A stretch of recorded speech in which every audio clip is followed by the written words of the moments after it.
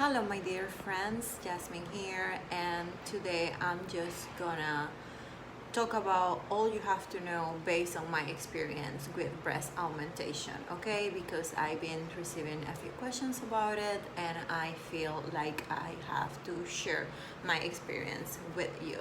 So let's go back to 2016 when I decided, to go through this process, through this surgery, and it was basically before I was completely flat. It's not like, no, I had a little, no, I didn't have any. It was like the same looking my back in the front. It was like basically exactly the same, super flat. I didn't have like, any kind of boobies.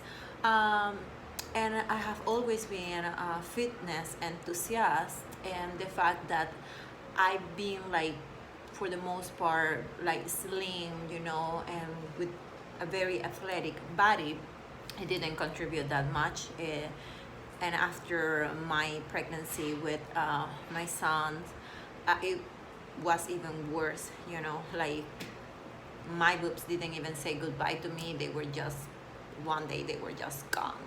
So because I know that it didn't matter how much or how hard I work out at the gym, I wouldn't be able to have the breasts that I wanted to have.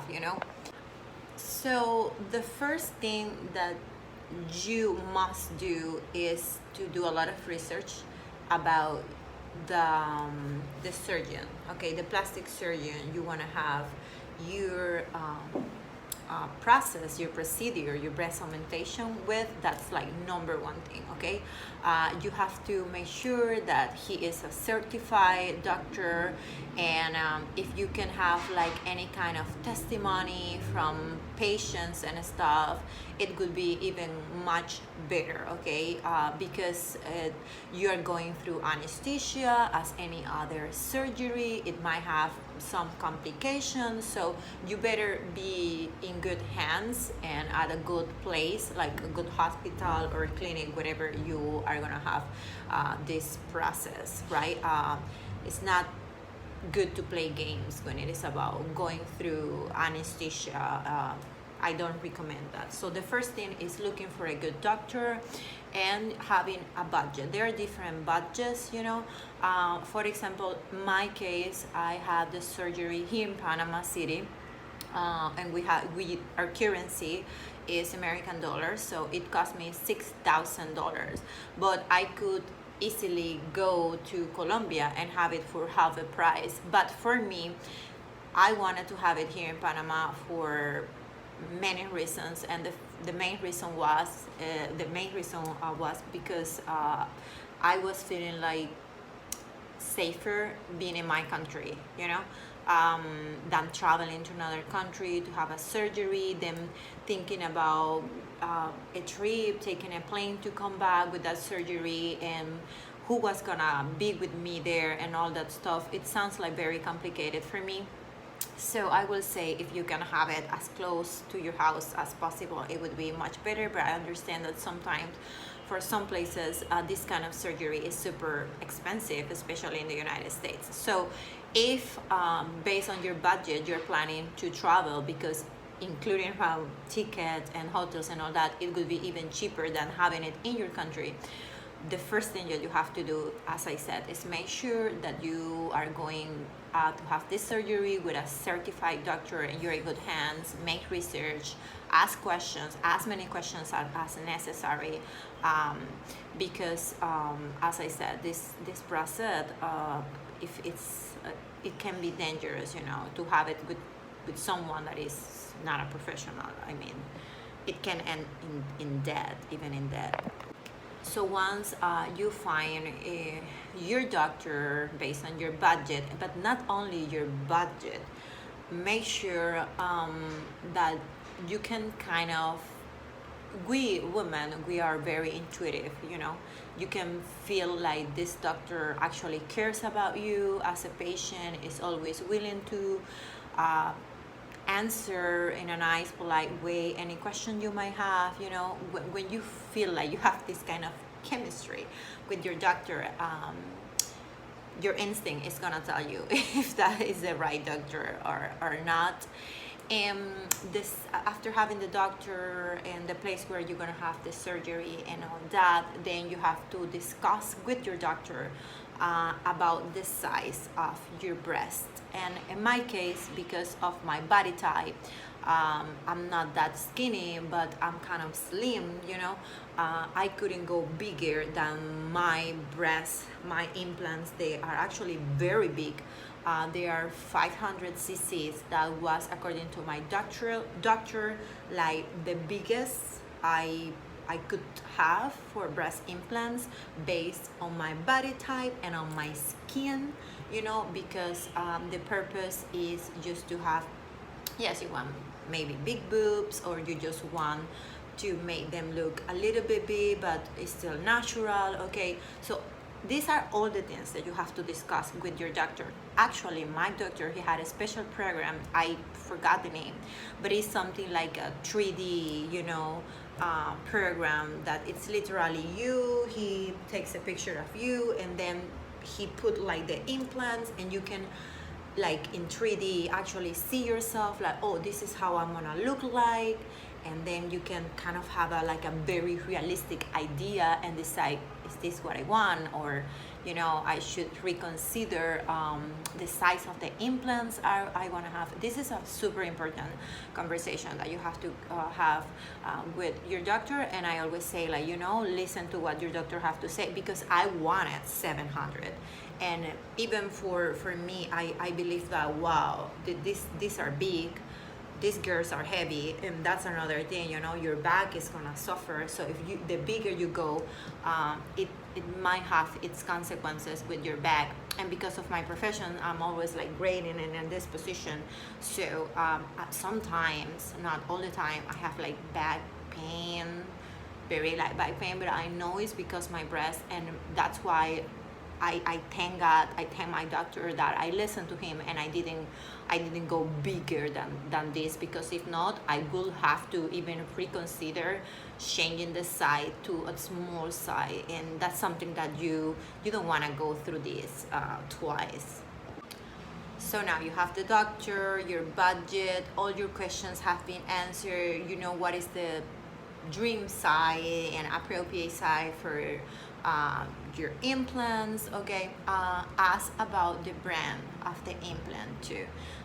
In the past, I don't know if still nowadays, boobs, like the implants, have to be changed every 10 years because of the material they were made of. In my case, they're European. I forgot the name. I have it on a kind of ID. I always have that ID in my wallet. My doctor gave it to me in case of an accident. People will know, oh, she had this size of implants and this is the material that I made of, you know.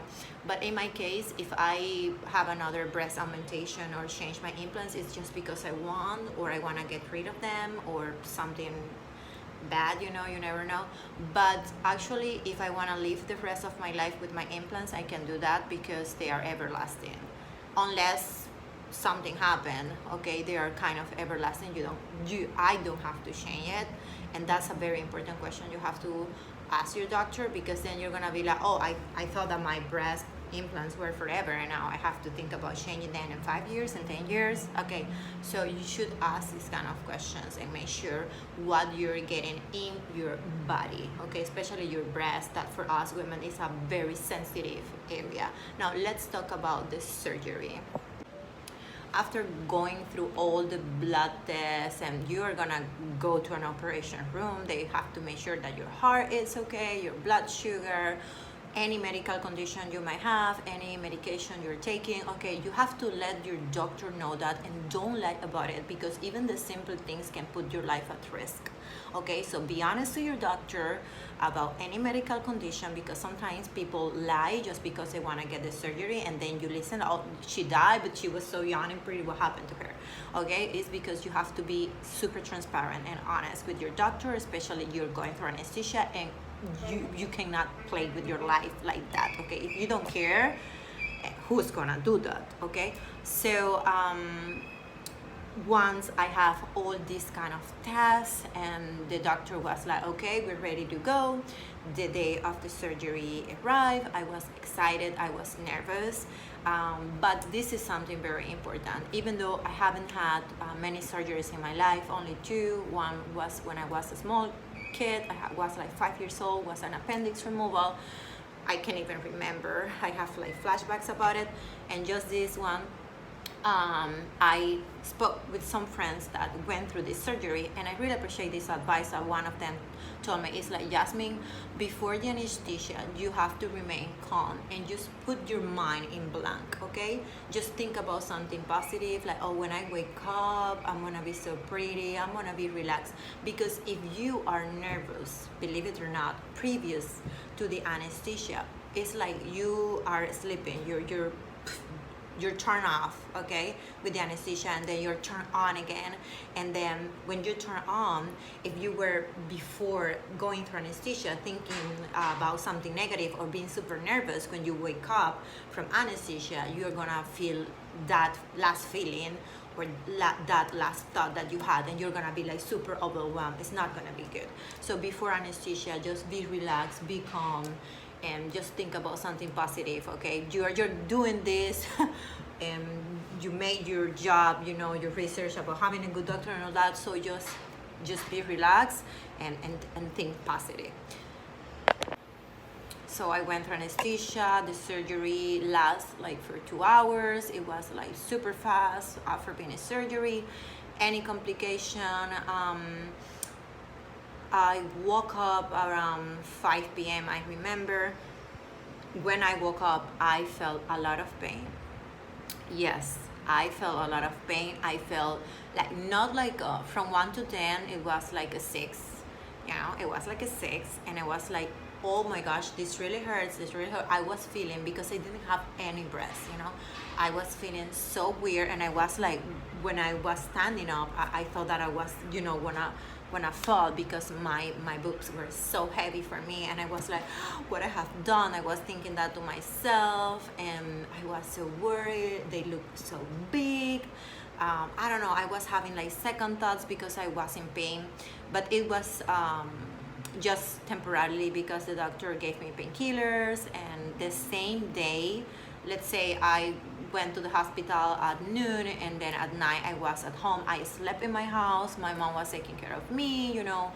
You need to have a special diet previous to the surgery, after the surgery. If you smoke, you have to stop smoking. I don't smoke, but you know, it's a recommendation, stop smoking, because it might affect the coagulation of your blood, and that's not good for your surgery, and because you're trying to heal. Now, the doctor, they have different techniques. So this is my personal experience. Now I'm gonna tell you how he put the implants in my body. So the doctor put the implants through my nipple. Okay, there are some doctors that do it through the armpit, or I don't know. But in my case, it was like he opened, this is gross, my nipple, and put that big implant, and then you know, that was it. So if you look at my breasts, I don't have any scar. You will know that they are fake, because they don't look natural for my body type, you know, but they are just so beautiful. I love my breasts, okay? I don't know what people might think. I didn't want them to be natural. I wanted them to look big, but not exaggerated, but still be big. And I'm happy that I don't have any scar, and they look just good for me. So it's a personal choice. It's a personal choice, and you have to be very sure about what you want and how you want it, because when you have the surgery, the less amount of time you can wait is 6 months to a year before changing. So there are a lot of things that you have to reconsider before having this surgery. And finally, you know that I work out a lot. I have to wait a month, and after a month, I was able to go back to the gym and I was working out. I was at the beginning, when I was working out my back and all that, I was like, oh my gosh, my boobs are gonna explode, they're gonna move. It's normal to have all these fears, even though your doctor is like, no, that's not gonna happen. You're like, yes, it is, I can feel it. But it was just in my mind, because I think I overthink a lot. But then after like a month, I was feeling more like myself, and now I can't imagine my life without my boobs. And well, I have received like a few questions like, Jasmine, they look so like, so up, they look so rocky. But it's because I didn't have any breasts, and it's like my whole breast is completely silicone. It's the implants, number one. And the second reason is because I work out, and I work out chest, so it helped me to have even my natural chest boobs. They were up, okay? They were not like hanging or anything. They were super small, but they were up because I work out. It is a muscle, a lot of fat.